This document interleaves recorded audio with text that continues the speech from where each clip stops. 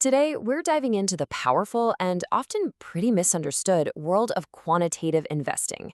This is the revolution where math and data have completely changed the game of managing money. All right, let's get started. Welcome to Quant Solutions Class 11. Yeah, you can think of this as your crash course on the whole topic. For today's explainer, we are cracking open a true classic, a foundational book called Quantitative Equity Portfolio Management. We're going to break down its biggest ideas to really understand how this systematic approach works, from the ground up. At the very heart of this revolution is a fundamental clash of styles. It really is the age-old battle between human intuition and cold, hard data. So on one side, you have the traditional approach. That world runs on amazing stories, the wisdom of some visionary guru, and that hard-to-pin-down gut feeling about a company. But on the other side, you've got the quants. Their world is built on mathematical models, massive data sets, and a repeatable, unemotional system. One is an art, the other is a science. Okay, so if it's a science, there must be rules, right? So what exactly are the rules that run this data-driven world? Let's get a proper definition on the table. What's really interesting here is just how precise it is. Quantitative Equity Portfolio Management, or QPM for short, isn't about guessing. It's a highly disciplined process that uses math, stats, and seriously powerful computers to find opportunities, pushing all that traditional qualitative stuff to the sidelines. And this whole philosophy is built on a few core beliefs. Quants start with the idea that markets are smart, but not perfect. And it's in those tiny imperfections where the opportunities are. To exploit them, discipline and process are absolutely everything. Every single decision is backed by data, and risk isn't just a feeling, it's a number that gets rigorously defined, measured, and controlled. So, how do they actually build these strategies? Let's take a look inside the quant's toolkit and see the step-by-step process they follow. It always starts with data. And I mean tons of it. From there, quants try to identify factors, which are these specific characteristics that seem to drive returns.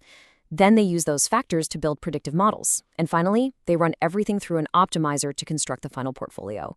It's kind of like a factory assembly line for building investment strategies. Now, hold on. I just used a really key term there, factors.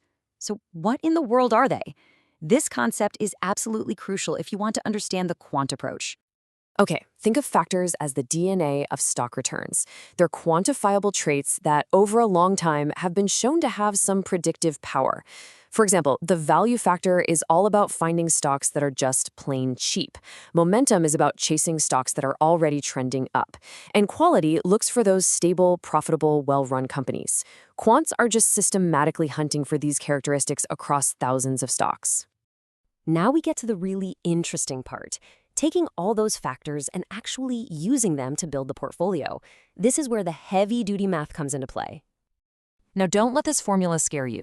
You do not need to be a math whiz to get the point here. The whole goal of this thing, which is called an optimizer, is to solve a very specific puzzle. How can we combine all of our stocks to get the highest possible return for a very specific level of risk that we're willing to take?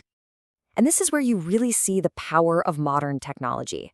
A human could never solve this problem for a portfolio with, say, 500 stocks and dozens of different rules. It's just impossible. But a computer, it can do it in a fraction of a second, finding the one single mathematically perfect solution.